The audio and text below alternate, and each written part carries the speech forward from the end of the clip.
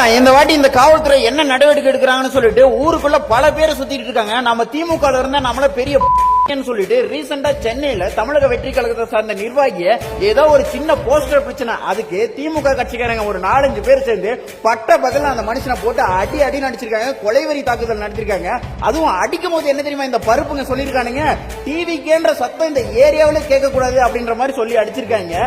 இப்போ அந்த பாதிக்கப்பட்டவரும் கட்சி நிர்வாகிகளும் சேர்ந்து காவல் நிலையத்துல புகார் கொடுத்திருக்காங்க. இந்த காவல்துறையை பத்தி நமக்கு தான் நல்லாவே தெரியுமே, உடனடியா செயல்பட்டு யாரா இருந்தாலும் சரி தூக்கிட்டு போய் உள்ள ஜெயில உட்கார வச்சு தண்டனை வாங்கி கொடுத்துருவாங்க. ஏன் அப்படி சொல்றேன்னா, ரீசெண்டா வானவேல் பிரதர்ஸ் 2 பேர் சுத்திட்டு இருப்பாங்க இல்லையா, அவங்க படம் மாதிரி வெளியே வரும்போது நம்ம தளபதியோட ஆதரவாளர்கள் ஒரு 4 பேர் போயிட்டு சும்மா வாக்குவாதம் தான் பண்ணுவாங்க. அடிக்கல குத்தல கொடையில எதுவுமே பண்ணல. அதுக்கே கேஸ் கொடுத்து அடுத்த கொஞ்ச நேரத்துல தூக்கிட்டு போய் அந்த 4 பேரையும் உள்ள உட்கார வச்சாங்க. இப்ப நம்ம தமிழக வெற்றி கழகத்தை சார்ந்த நிர்வாகிய இப்படி பட்ட பகல ரோட்ல போட்டு அடின்னு அடிச்சிருக்காங்க. இந்த காவல்துறைக்கு தெரிஞ்சா சும்மாவா விடுவாங்க? இப்பவே சிங்கம் சூரிய மாதிரி ஜீப் எடுத்துட்டு அங்கிட்டு இங்கிட்டு சுத்தி இருப்பாங்க. ஏன்னா அந்த தாக்குதலில் ஈடுபட்ட 4 திமுக காரங்களையும் கைது பண்ணி உள்ள ஜெயில உட்கார வச்சு நீதிமன்றத்தில் நிறுத்தி நீதியை நிலைநாட்டாம ஓயவே மாட்டாங்கன்னு எனக்கு நல்லாவே தெரியும்.